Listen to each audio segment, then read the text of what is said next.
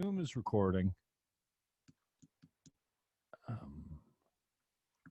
can't minimize that when it's recording, can I? Okay, I can do that. Start recording on the system. Start streaming. Okay, let's do it. Quiet on the set. Is that what they say? Yeah, they do. Okay, here we go. The assistant director says that.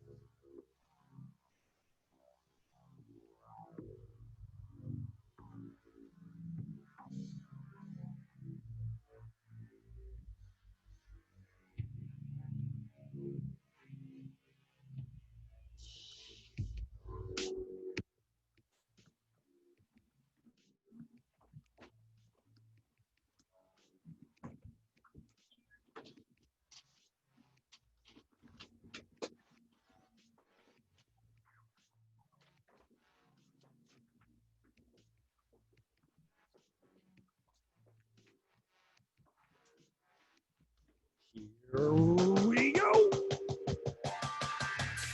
It's kind of like a pop-up. Jim Fannon Show with Christpher, Bessette. He is, he's a friend of mine, basically. Find out more about that when we talk to him. So I have on the Jim Fannon Show. Thanks for joining us. Especially thanks to you, my brother Christpher. Thank you. I've got your website up right now. You're not Okay, thank you. up, but this is, man, I love looking at you in the director's chair. It looks so pro. That shot of you looking over your shoulder is just so matter of fact and in the moment. And what does they call it? The best pictures are spontaneous. That's the word I'm looking for. So Spontaneous, in the moment. all right, let's put your face up here so people can see you. I'm going to pretend like I've done this before. Here we go. Oh, there you are. Oh, my brother. Good to see you. Thanks for doing this, man. It's been a while, and times are strange. And maybe we should start out by playing the trailer, because Sure. you're right. When you sent me the details there, you're like, well, I'm sure you've done a little bit of homework, and well, I do as little as possible. You know me well. As my prep is not. I'm not disciplined with prep. And maybe that makes for a better show when I'm just letting it fly. But I went back and watched the trailer, Trade of Innocence. Right. And man, a whole bunch of stuff started flooding back.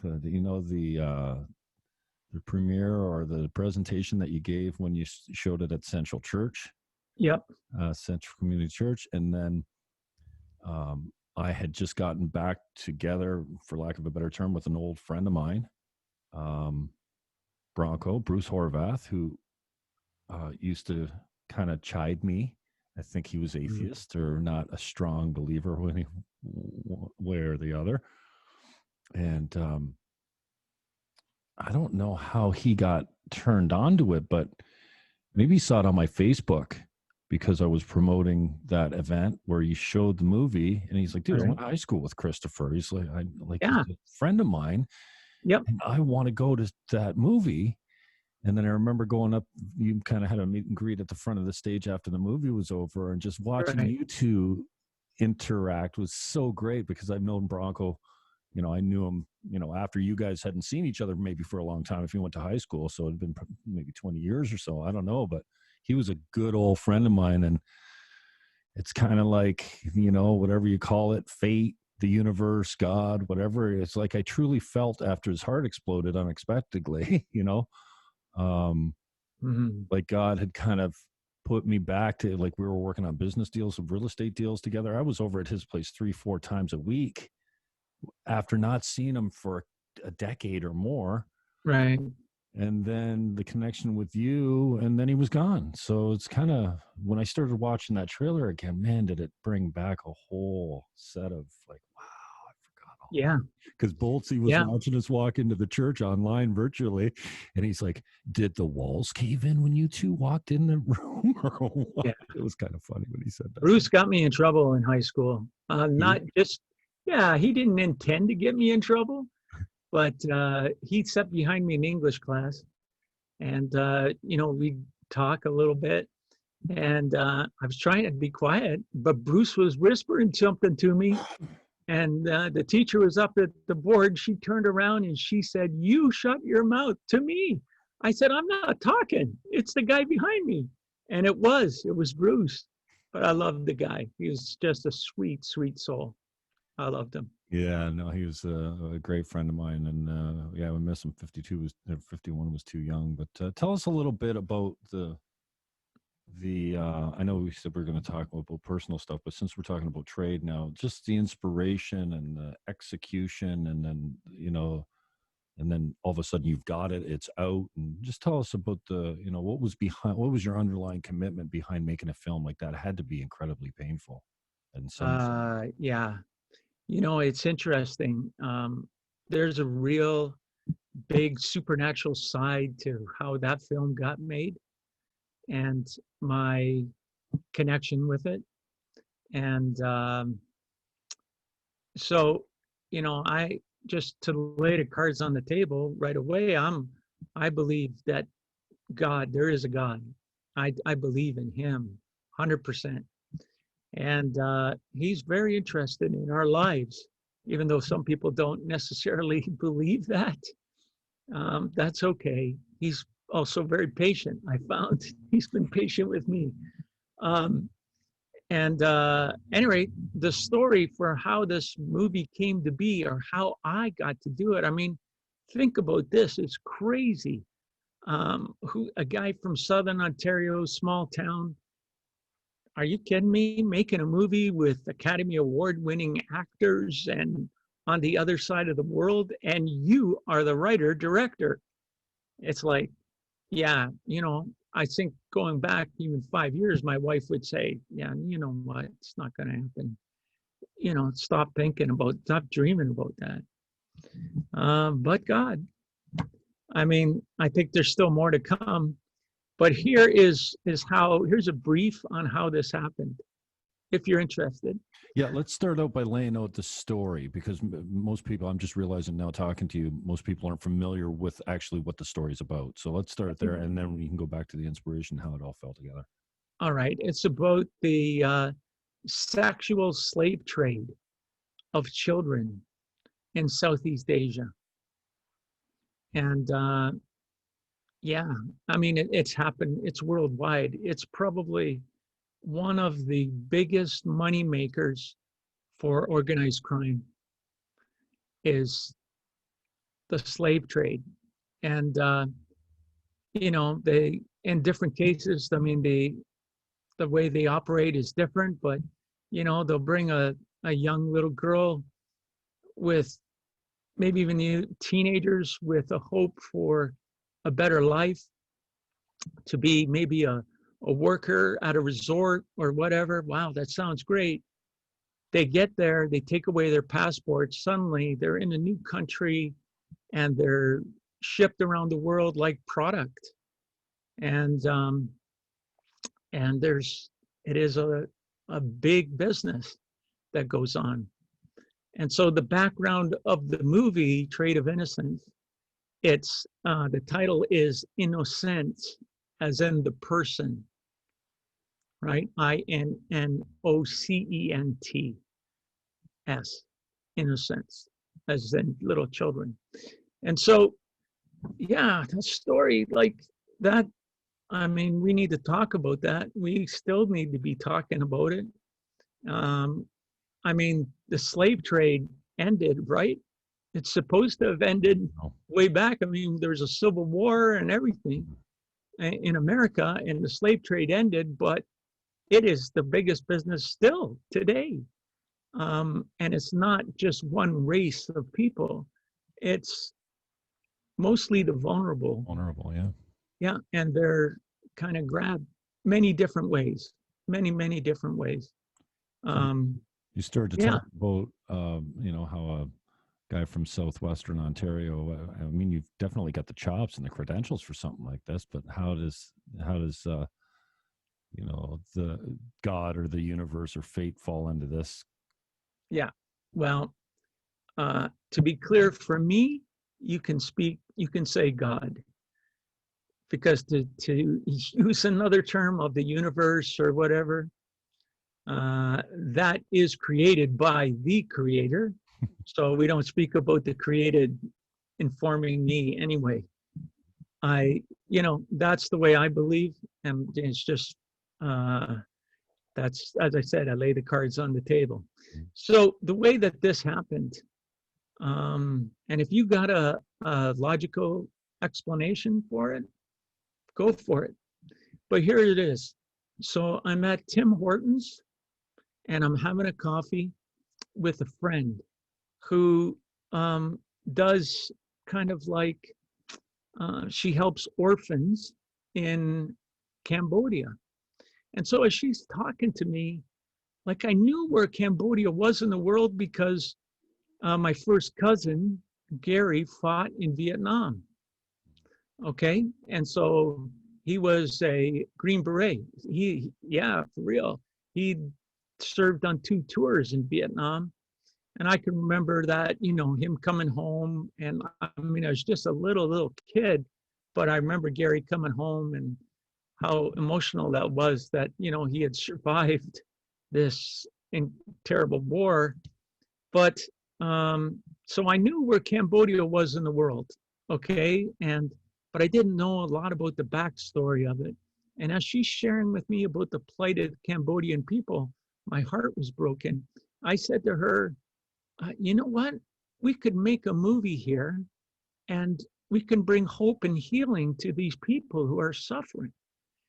And in that coffee shop, 2 characters in my movie were born, the granddaughter and the grandfather in my movie, because you talk to me and immediately images start to flood my mind.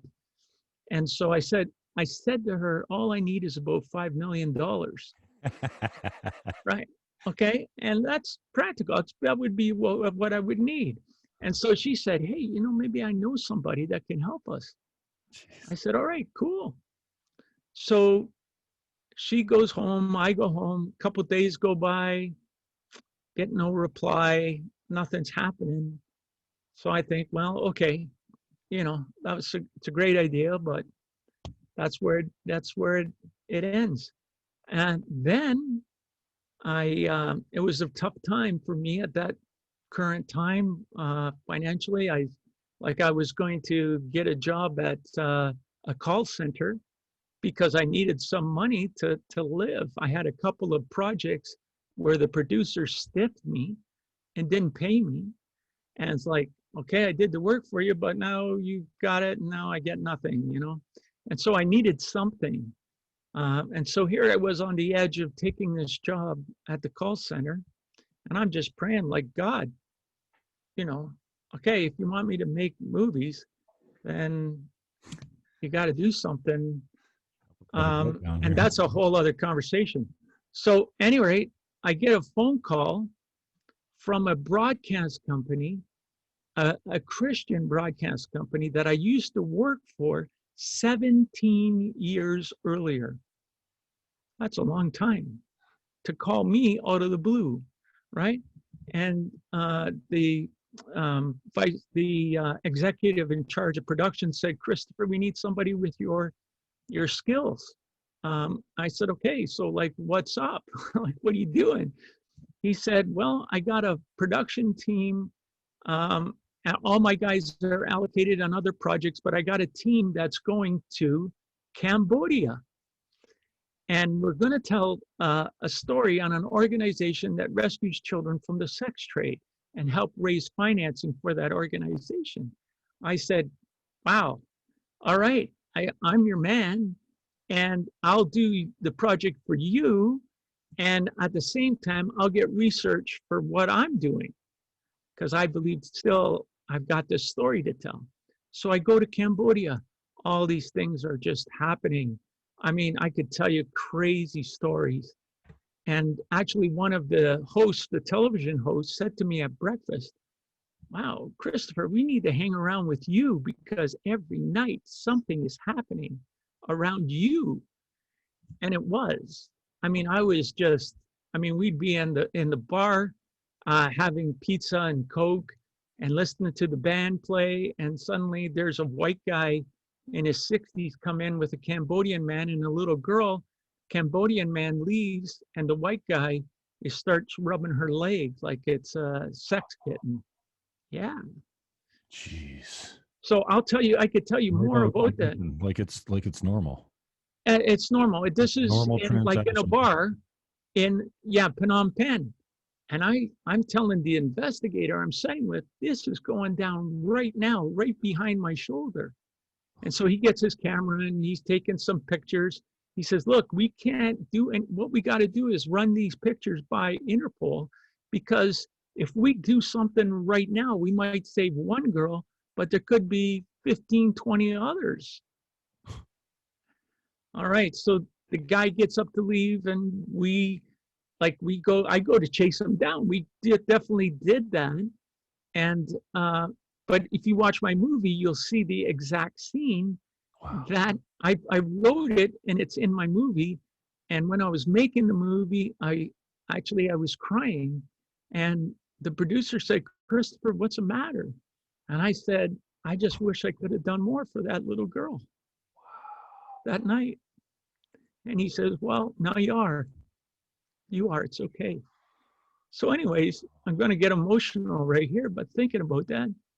But, so I'm going into places with the team to expose some of the work that these organization was doing to rescue the children.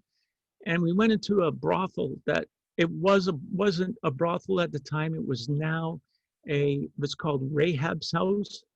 And if you know that, it's kind of like a play on a biblical character who was a prostitute, but she helped the Israelites, okay, at Jericho when the walls of Jericho came down. Anyway, so they call the place Rahab's house. And now it's a place where they have church, they have medical outreach, they have daycare for kids. And so it's no longer a brothel, but it was one of the most infamous, notorious brothels in Southeast Asia. And so the man that's organized the whole thing says, well, you should get some pictures of upstairs, because that was the virgin room. That was where they took the 3 and 4-year-olds to sell. And so I go upstairs with my camcorder. Now the room is cleaned out. Now it's no longer like a filthy, slimy snake pit. It's now all cleaned out. And I look out the window, through the barred window, and I see kids playing in the streets, in the dirt streets. And I just kind of had this flash thinking, there was once a little girl standing here, looking out this window and saying, why can't I be out there with them? I just was like, God, help me tell her story. Is it mostly just girls? Yeah, primarily. They use little boys too. I mean, it's a mix. And so, but primarily girls. Mm-hmm. So I come back to Canada, and now the story's burning a fire in me. And I'm telling everybody to try to get some financing to make this movie. So get this, I get a phone call from 2 producers in Toronto, and they want me to develop this book, right? That it's a book that's not released yet, but they want me to develop it into a film, and I would direct it. And I said, great, I've got a story I want to tell too. So I told them a bit of this story that I want to make. And they said, wow, what a story. We want to help you tell your story. I said, fantastic. So it looks good, right? It looks good. Everything's rolling along. And about 7 months of talking goes by. And one day, that still small voice that I know to be God whispers to me as I'm sitting right here where I'm sitting today. He said, don't call them. My wife said to me that morning, she says, you're 2 weeks away from financing. Are you going to call the guys? I said, no, I believe I can't do it. She said, what are you doing? Are you crazy? We have bills to pay. We have children. We have a home. We got a mortgage. And you've worked on this for 7 months with no income. And now you're just going to drop this line for a sure shot at it 2 weeks away? I said, I have to do what I believe God says. And I believe this is God. She rightfully said, I'm not putting up with this. Like, you can go ahead, you believe in what you believe, you do that. I'm not putting up. Now, hey, I totally support her because I understand it sounds like a crazy man. Well, that night, I was like almost moved again to tears. I said, God, you got to help me. Like, where do I go? What do I do? So where you go for $5 million and you've just cut off your lifeline to funding out another way. So that night, I have a dream. And in my dream, I dream of a man that I met 3 times 3 years earlier. And in the dream, he had a baseball cap, and I recognized him in the role of producer. And I saw a map, a very unique map of Cambodia, like the colors and everything, and then a watch. And the time on the watch said 2:10, 2:15, 2:20. It quivered and went back to 2:10. And I thought, I can't tell what time it is. But that still small voice said to me in my dream, now is the time. All right. So at this time, about this time in 2009, it's the fall.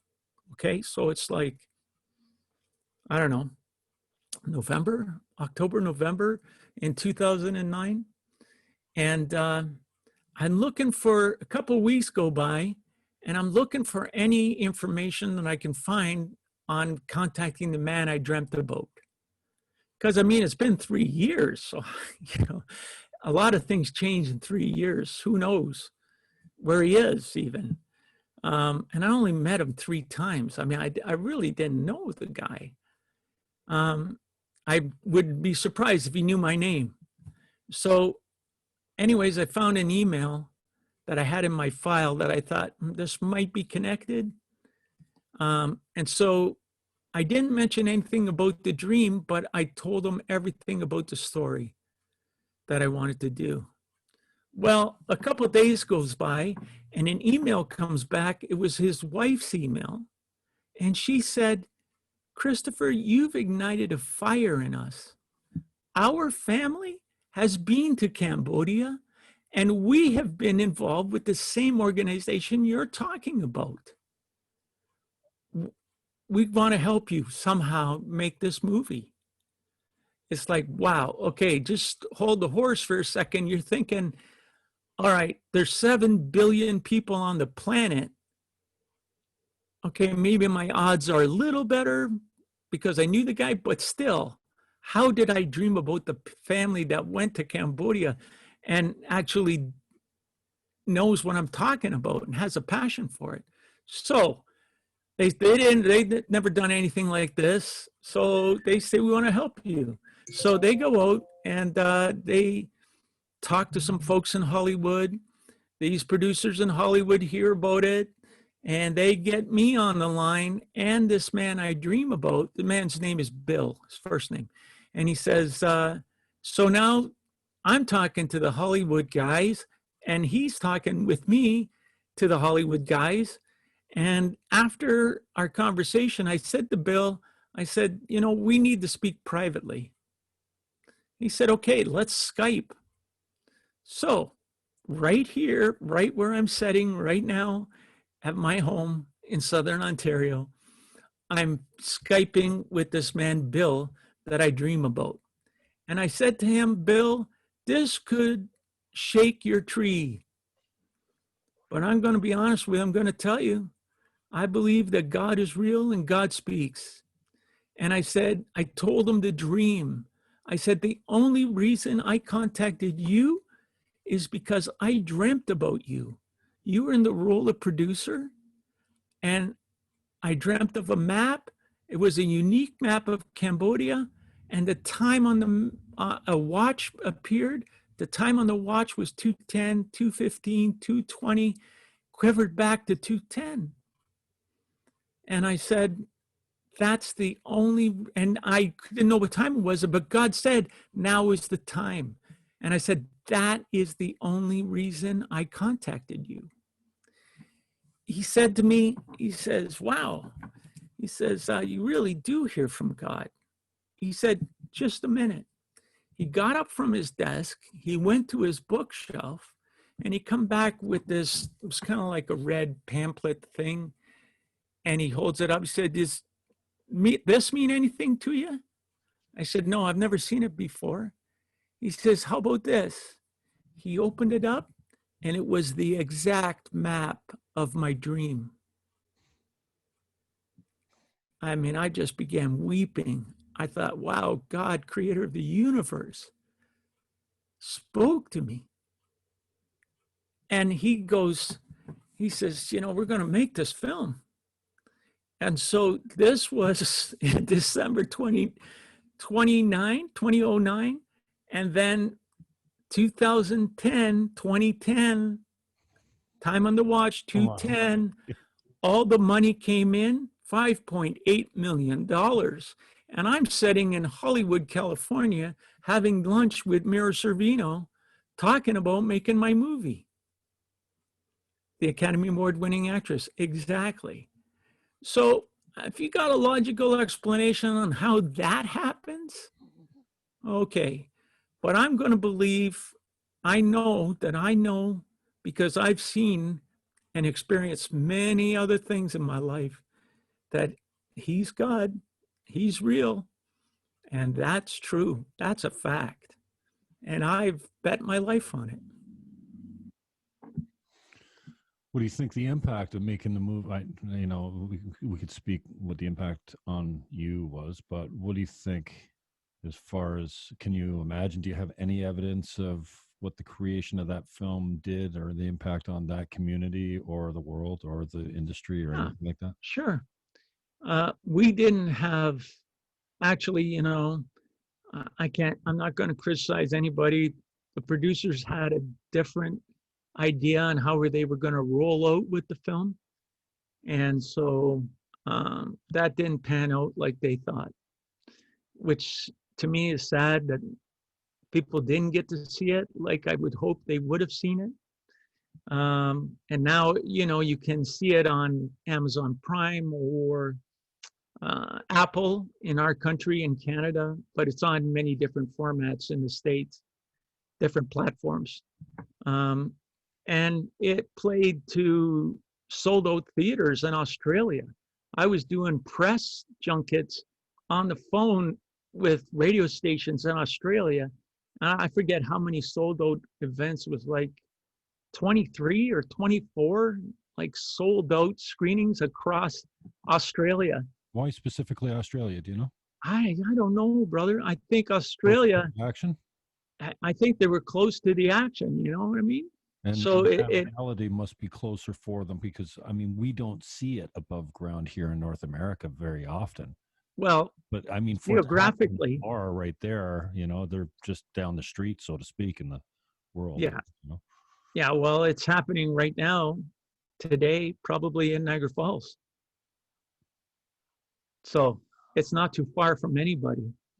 But I'm going to tell you that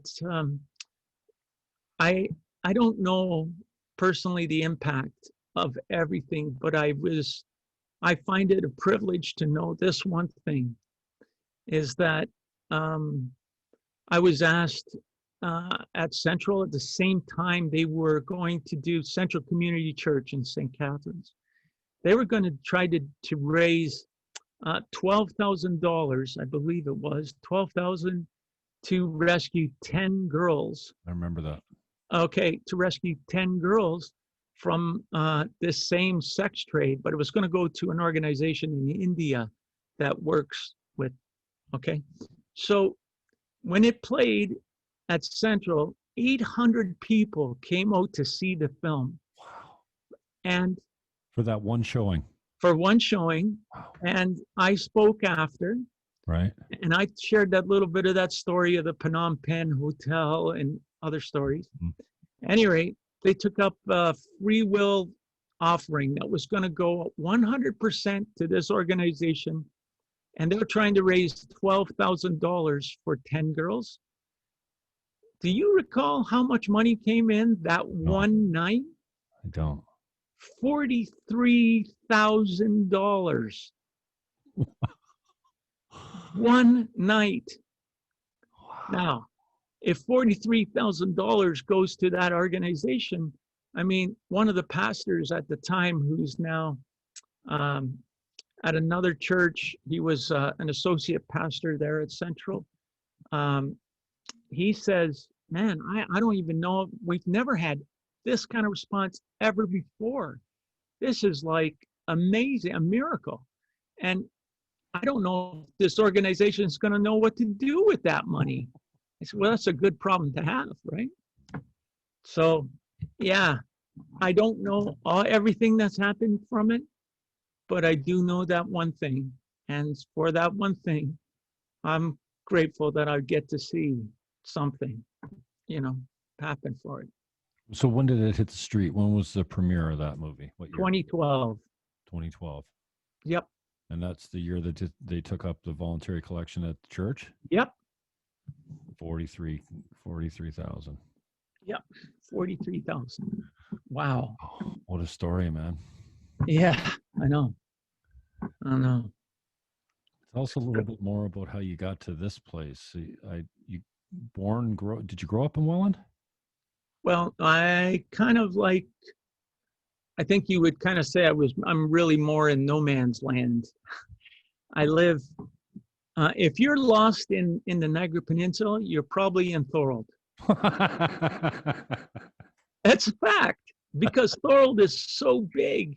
It really is like the biggest land area of any of the communities in here. Oh. And so, yeah, I actually physically live in Thorold, but my address is Font Hill because I'm closer to Font Hill than I am physically to downtown Thorold. Okay. Yeah, that's how big it is, man. It's a big space. And so, yeah, I went to high school in Font Hill. I played hockey in Font Hill. All right. And, I was a disc jockey at a roller rink in Welland. Really? Absolutely. It's where I met my wife. Where was the rink in Welland? It was called the Roller Alley. The Roller Alley. Yeah. See, I went through my roller skate phase in St. Catharines. I moved to Welland when I was in high school. My dad's technically in Welland on the edge of Port Robinson, and Thorold and Niagara Falls right on the corner. Moyer and Bigger Road, been there forever. And yeah, that was a weird culture shock moving there, but yeah. Yeah, roller skating. That was the big, and it's coming back. I saw this thing. A buddy of mine sent me a video of people in California doing this, all the stuff we used to do, but it was great fun. The blue it was light great. And the paint on the floor. You turn out the lights and fire up the blue lights, and all the stuff on the floor glow. Exactly, man. One in Hamilton or whatever it was, they had planets, painted and glow in the light paint. Yeah, we had all kinds of things painted under the polyurethane floor, and and the black lights.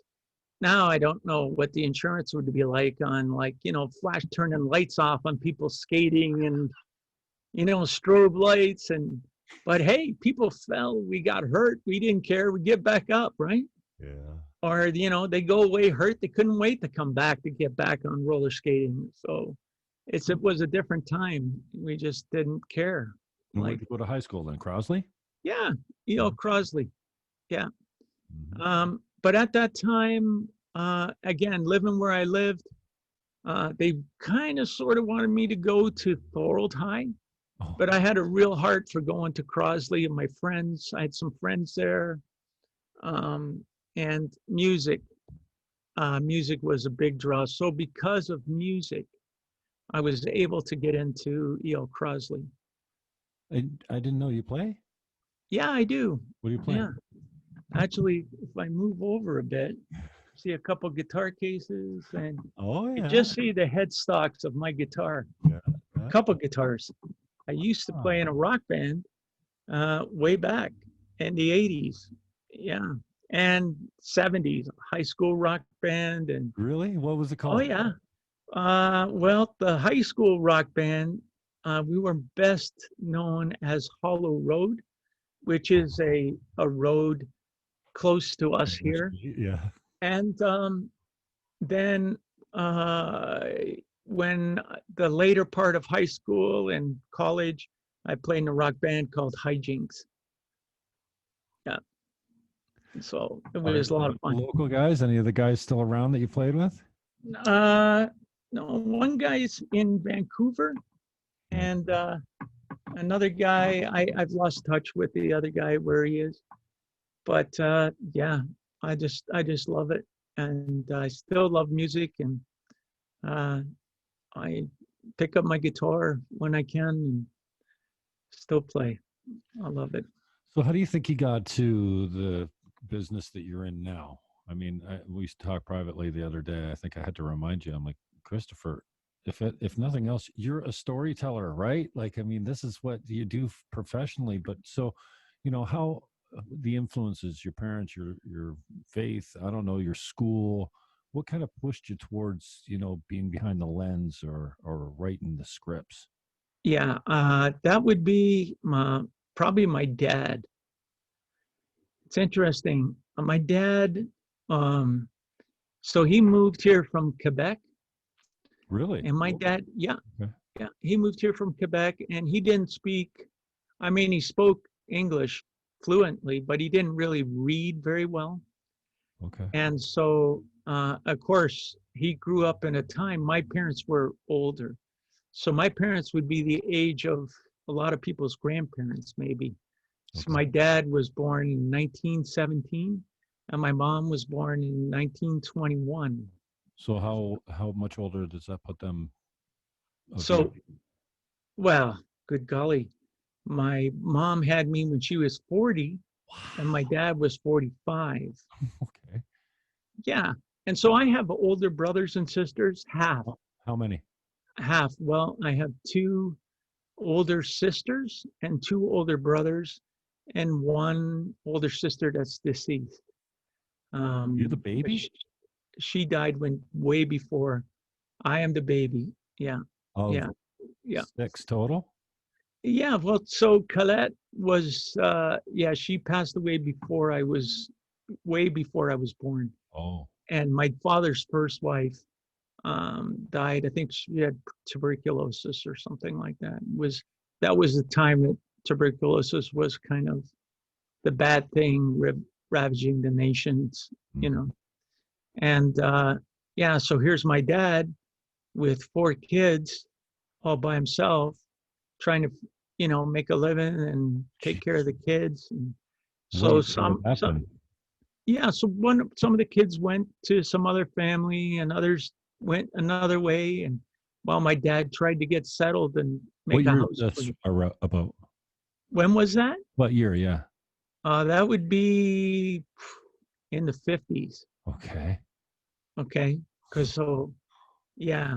And so my dad came down here to Welland because he had some family here in Welland. Okay. And that's where he met my mom. And my mom was divorced from her first husband. So she had a daughter. Okay. And my sister, that would be my sister Sharon. Okay. And and so the family got together. Mom and dad got together, and I am the result. And so I'm the baby of the family. So my oldest brother is 22 years older than me. Okay. Yeah. But he's a great guy. I got, good relations with my oldest brother and probably youngest sister. The other two, I love them, but they live in Quebec. So I just don't see them, like I do. I hear from the other two more. What'd your dad do So for a living? my father was a steel worker, Okay. but he also was a mechanic, and everybody at the Atlas Steels would come in and get him to fix their cars. What I was got his to name? straighten my desk. My chair is sliding away from me. Yeah, no problem. Okay. What was his name, Christopher? My father? Yeah. Ralph. Oh, okay. Is that your middle name? No. Oh, okay. I thought I said. No. I'm a Mark. Oh no, Ralph was. I think I saw it on your I don't know what page it was. Yeah, it did say born to your parents. Maybe it's on your own page there. Yeah, I might say my dad. I Mhm. think on my IMDb account it says my mom and my dad. So then, talk a little bit more about his influence pushing you into what ended up being your career. Yeah, thanks. So my dad, he was a real entertainer. I mean, the whole family, would gather for sure. And he said when he was a little boy in Quebec, and this is way back, like the 20s or 30s, he says, yeah, he played the violin. He only played one song. He said, but I play the same song different ways and everybody would dance. He'd sit on the table in the room. Yeah, that was life, right? And so when he came here then as an adult and, and now he's a dad and and my father, I had an interest in comic books, and I'm talking before kindergarten. And so my parents would buy me comic books and my dad would read them to me. Now, my dad didn't read, so he made up the stories. Oh. And I would look at the pictures and they'd be really exciting stories. And when I got a little bit older and I realized he wasn't telling me the real story, I said, Dad, could you read the real story?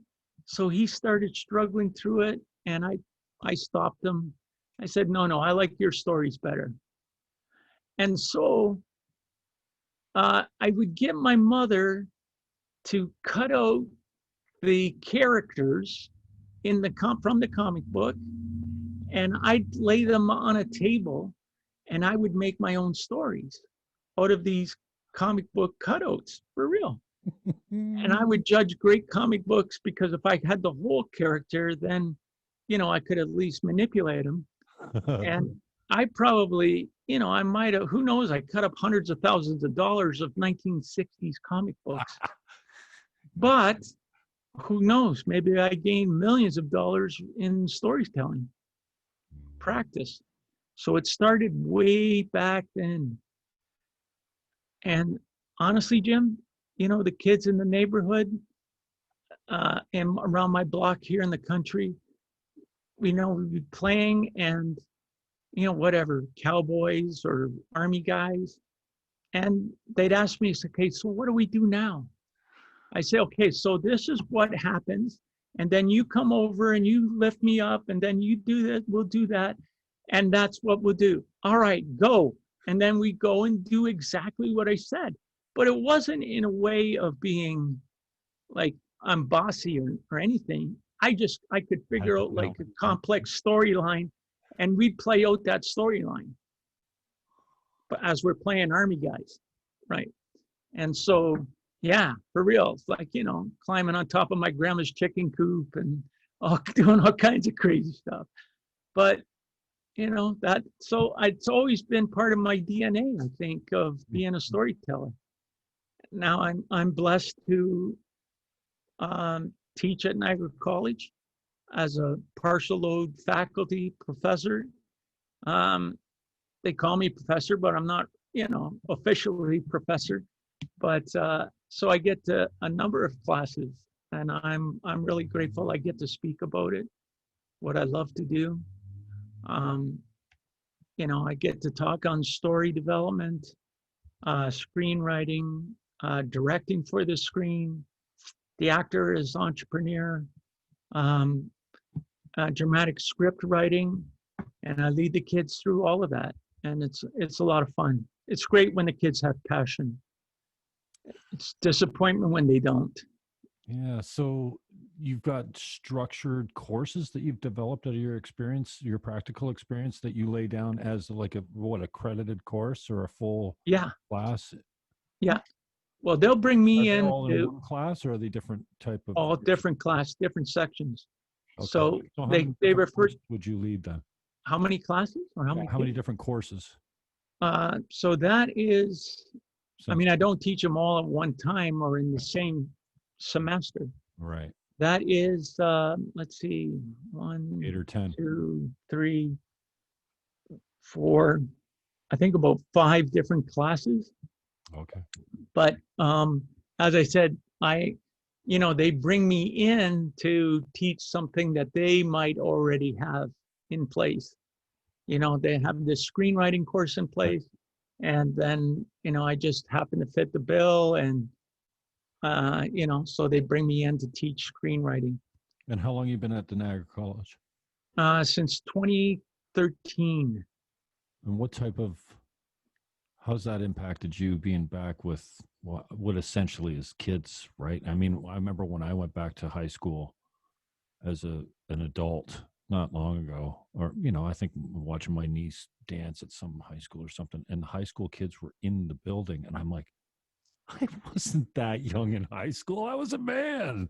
I was 6'3" almost, like it was shaving probably. Like, I mean, I look at these kids and I'm so present to, wow, we thought we knew it all in high school. We were children. So how's that been? Did you ever see yourself instructing young kids or young adults? Never. I actually never envisioned myself teaching anything. Where did that? I also get to talk. I'm sorry? Where did that come from? Was that opportunity, and how did? I was nominated for a Premier's Award, which is a recognition by the college for the Premier of Ontario for a Creative Arts Award for excellence and achievement. So I've been nominated twice, but the one time I was nominated just happened to coincide with them needing somebody to fill in for their needed help. And so I was here, and that's just the way it happened. Boom. So what's the impact been on you and them as far as, like, I mean, you say I'm blessed, or I'm fortunate enough, like I'm a huge fan. I'm like, no, the kids are blessed to have you, like, really, I mean that. I mean, you're a talented guy, don't get me wrong, but I know your heart is set perfectly for this environment, and that's exactly what they need right now. And yeah, if the ones that don't care or whatever, you're not going to touch everyone, but the ones that dig in, man, they must just soak you up like a sponge. Yeah. And I still, it's interesting, I still connect with a couple of them that one girl's like in LA, and she sent me a note, Christpher, how do you get inspired on writing? Or I need something like that. So it's okay. Some of them, as I said, they're still pretending to be in high school. And the thing is, I don't get that, because, I can remember myself in college, but I never had a professor that had directed a feature film and worked in Hollywood. That's the mecca of our industry. Right. Really. And so, not to saying I'm everything of that, but I've got some experience. So, I mean, you're not going to walk out on the street and find somebody to spend hours of their day with you to kind of coach you, to mentor you, to help you. And I love that when the kids really want that. But when I got to play school, I don't care for that too much. But that happens, I guess, personalities, maturity, they all mature at different levels, but so whatever.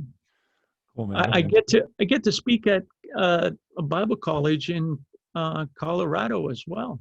Mm-hmm. Yeah. Yeah. So, and I teach them screenwriting and directing as well. And it coincides with my time that I'm off at the college. And so for the last, about the same number of years, well, no, since 2015, I've been flying to Colorado twice a year. And now I can do it over online, right? And so I just deliver the same types of material. The difference is their classes are made up of more mature people.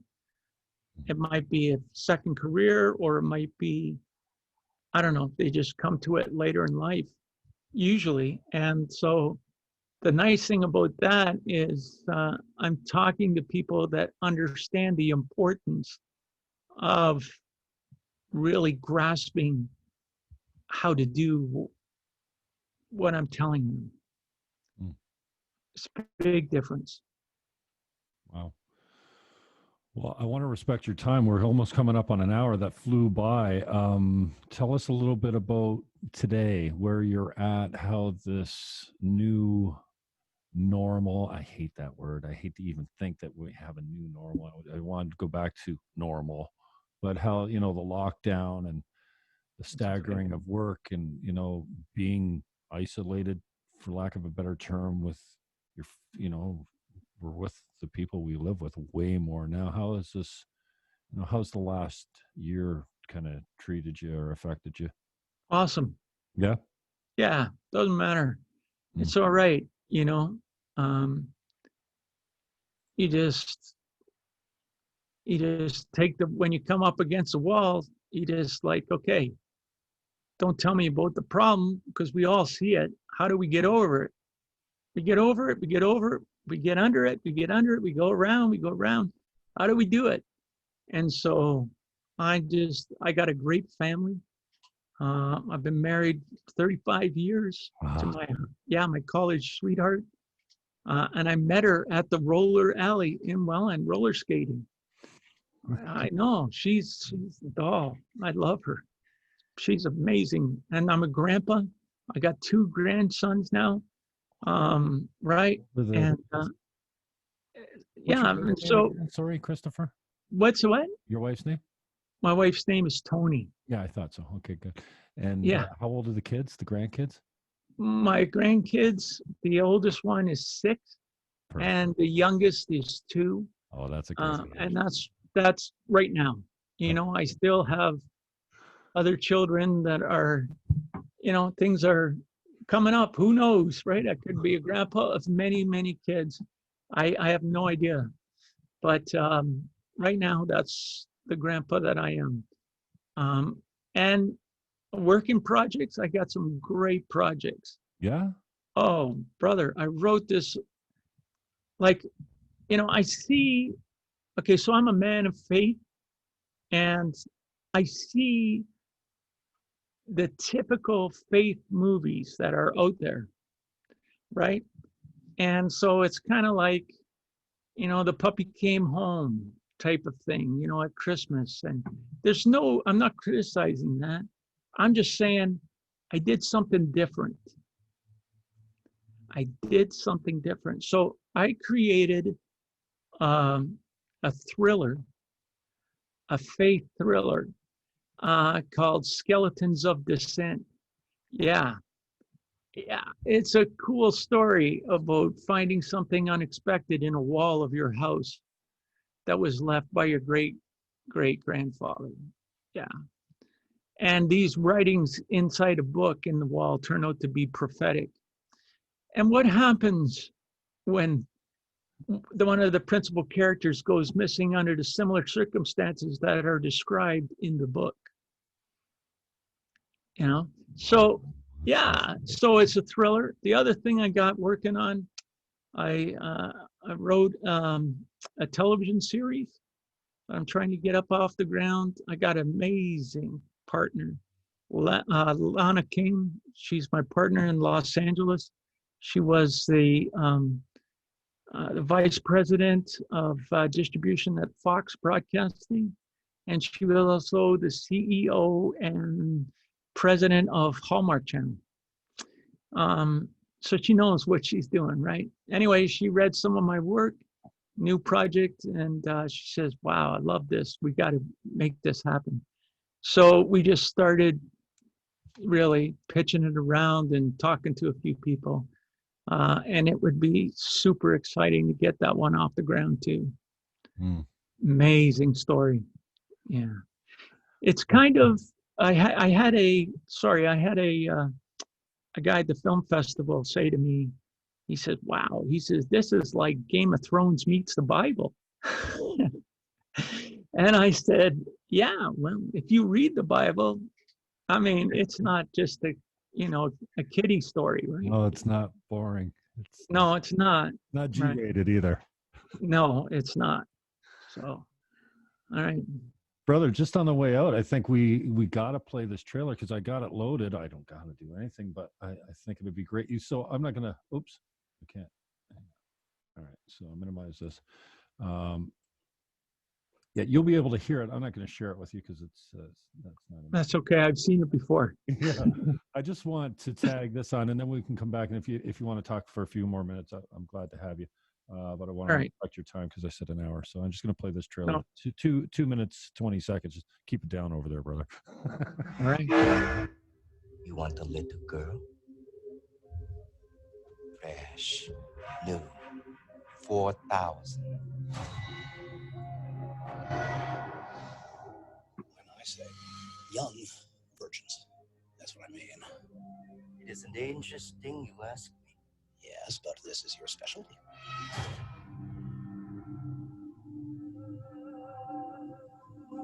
Hello.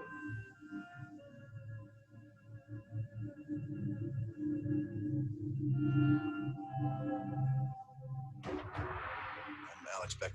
Our goal is to shut down every brothel in this city that exploits children in the sex trade. Supply and demand. We cut off the supply and we prosecute those who demand. Are you sure they saw you? I don't like when a member of my team has been compromised. Alex, I just saw that man today. That little girl who lives there, she's in danger. Don't go looking for him, I promise me. Why? Claire, these children are commodities to them. It's their livelihood, and when they feel that it's being threatened, it can be very dangerous. Am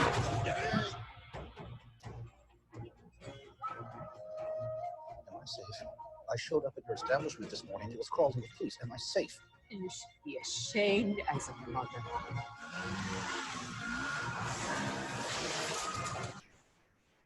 Alex, we're gonna fix something. Cargo truck, load of girls in the back. Claire, I don't want you to take any chances. Is there a way out other than the way he's coming in? I can't wait. I'm going in. That's Claire. Do it. Shut up!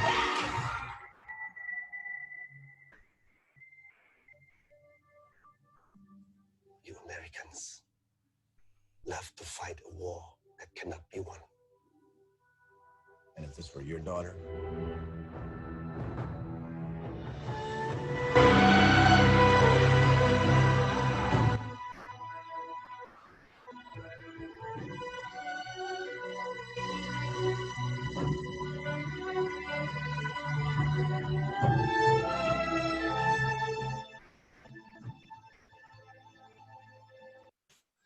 That was powerful stuff. I still got it playing in the background there, man. The credits are rolling now, so yeah, I guess that's about it. Oh man, did that ever bring me back? And for me, it was so great to experience, to watch that movie with Bronco, an old friend of mine, and then it's kind of strange how God works. We always hear that, and I mentioned that the reunification I experienced with Bronco just before he died, and how close we got, and then he knew you, and then You know, I see Boltsy's commenting that the walls cave in on church when you thugs rolled in there because, you know, seeing me and Bronco at church together had to be really weird for all our Facebook friends to see. And yeah, so yeah, just watching that trailer that I haven't seen in a long time, just it's amazing how all that stuff just came back immediately. And then the impact, without me even knowing it, guys like Bronco, or I remember Boltsy, and I think it was DMAC or something, we're at a buddy's funeral, because that's, you know, the only time you see people anymore is when you're burying them. It seems like you get weddings and funerals at my age. You know, I'm just turned 52. Yeah. And oh shoot, no, brain for, oh, where was I going with that? I was trying to get back to, oh, the impact. You know, guys would say, yeah, I was at maybe it was Bronco's funeral. Anyways, we're drinking in Meriton at that dog pound, somebody's funeral, I can't remember.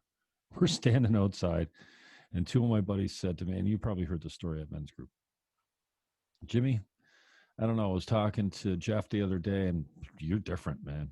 Like, something's changed about you. Like, you've always been kind of out there, you know, like in a good way out there. They were having this conversation, taking me along and making sure I was good the whole way.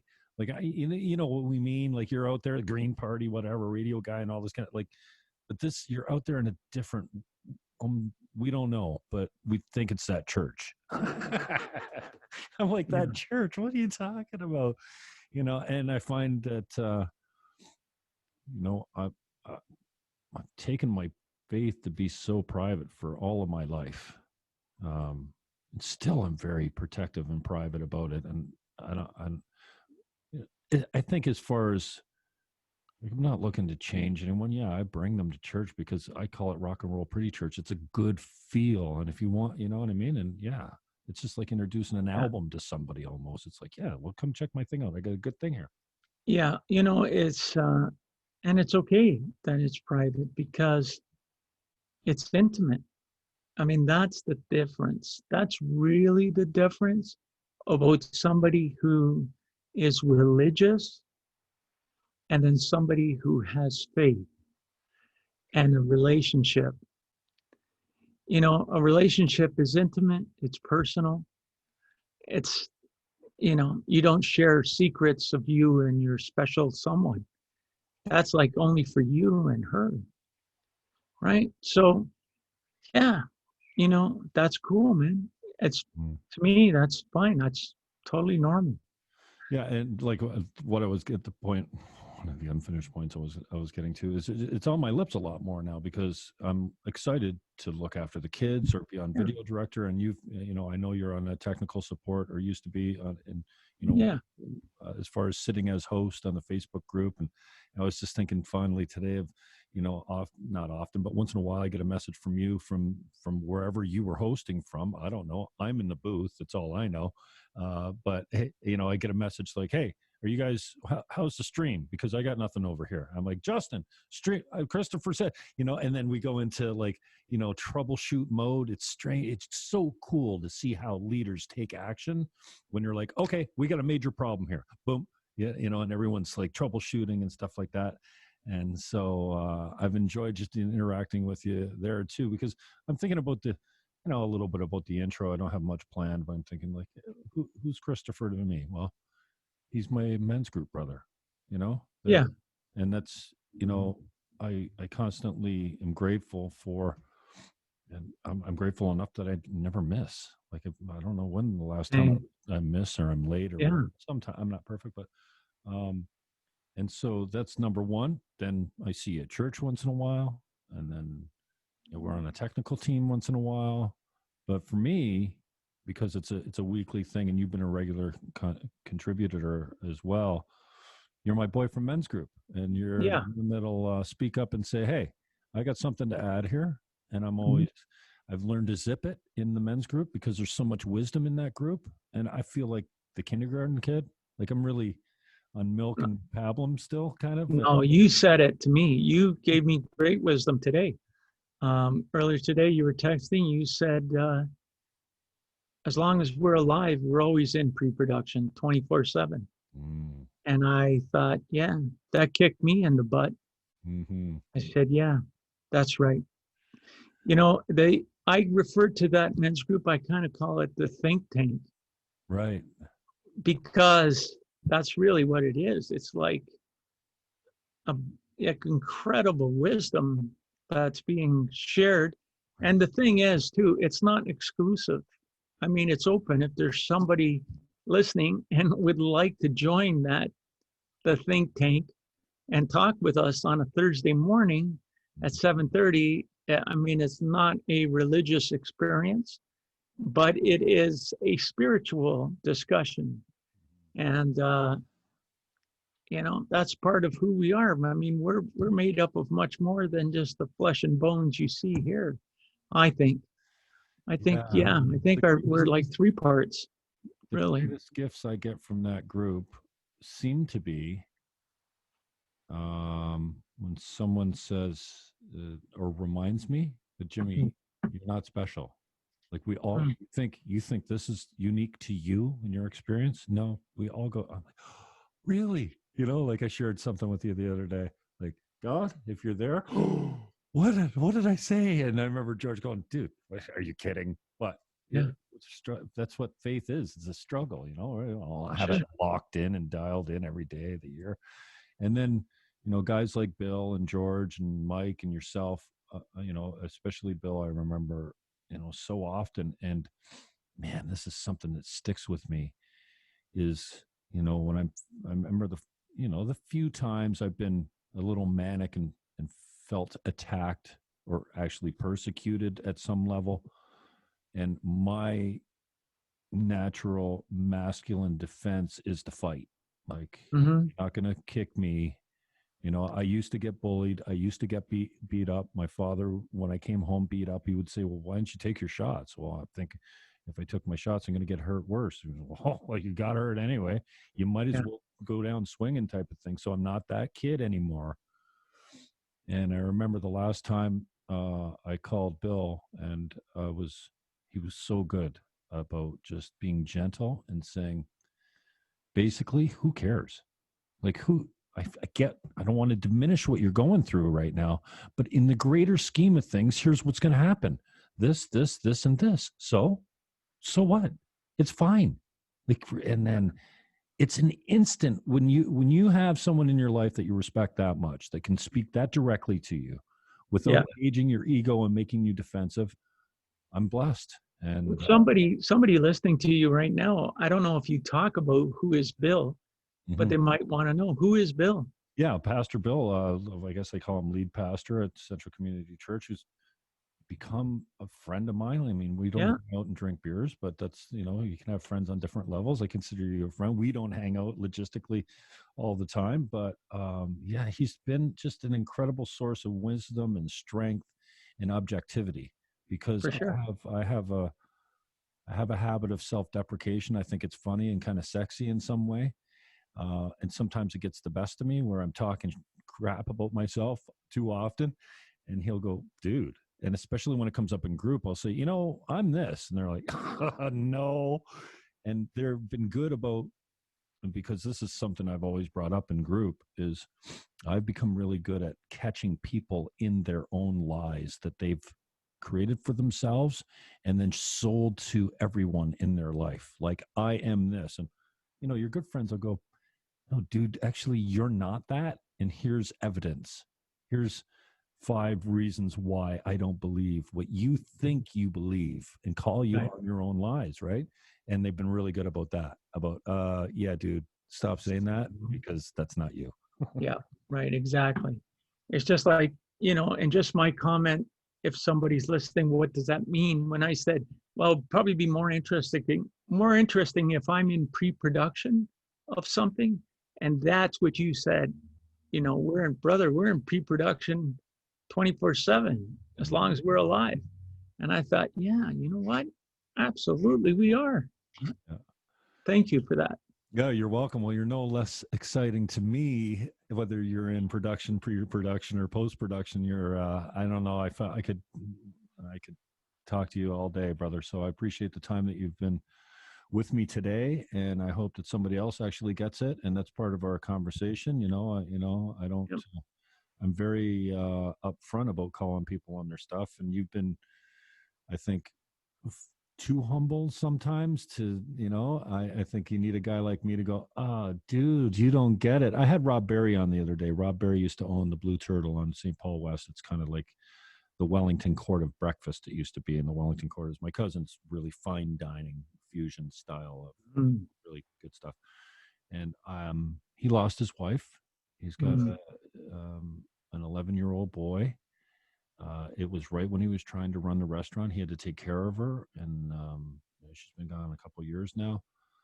I didn't know her that well, but he had one of those faces behind the counter, and his food spoke to me like, there's just one way to a man's heart. Like, I mean, just real talent. And when I approached him, he's like, yeah, no one, what am I going to talk about? Kind of like how you did. And I'm like, Rob, I don't know you that well, but I got a feeling you stand for inspiration, just your story, and then he spoke about his kid and, the struggle he went through with his wife, taking care of her, and then her passing. And then he's opening up a new restaurant. He just did a new one. It's called and his wife joked that he, if he opened another restaurant, he had the Blue Turtle and he should open the Orange Tortoise. So it's on Russell Avenue in St. Catharines. And Very cool. He came in the studio. He sat here with me, and he was great. He was just a guy, and there was just, I didn't know him that well, and we just got to know each other kind of like live right here. And he left, and I could tell, he had some sweat stains. He was a little nervous, and it wasn't his first. Because I asked him at the restaurant when I was on 610. I'm like, dude, come into the show. And he's like, no, that's not my thing. And I let it pass, and that was 5, maybe 8 years ago.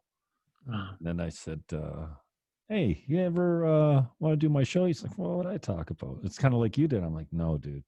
So thank you for being coachable, for being my friend, for being flexible, for your generosity of the time. Thank you. I love you. You're a good man. I love your heart. And you've been a great leader and mentor, whether you know it or not. For me, and probably so many other people. I can only imagine if you've got, that many students in front of you now. I love the story of them calling you afterwards and going, hey, Prof, what's up? I need some inspiration here, or what happened, or my puppy died, or whatever, God's blessed you, man. You're a very fortunate human being to be still making the impact you have. And we didn't even get into the whole other story of, what's going on in your life, but maybe another time, man, if you'd like Part 2. Yeah, that'd be great.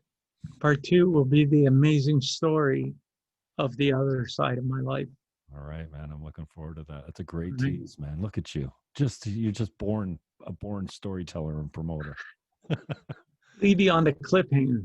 Yeah, baby. On the way out, just emails or anything for people to get a hold of you, Christpher? Through my website. Okay. If they go to my website, ChristpherBessette.com, they can connect with me direct there. We're going to put it up for us right now. There you go, my brother. Okay. ChristpherBessette.com. That's right. It's also right there. That little squiggle name right at the bottom of your Zoom. Oh, yeah. Yeah, there it is. Yeah, it says Christpher. There it is. That's how you spell it. Yeah. Awesome, brother. Thank you so much for your time. I appreciate it, and look forward to seeing you. I guess I'll see you next Thursday on the Zoom. Okay. And right. I can't wait to get back to church, man. Yeah, that's fun. That'll be good. Thank you. Love you. We'll talk soon. Bye. Peace out, everyone.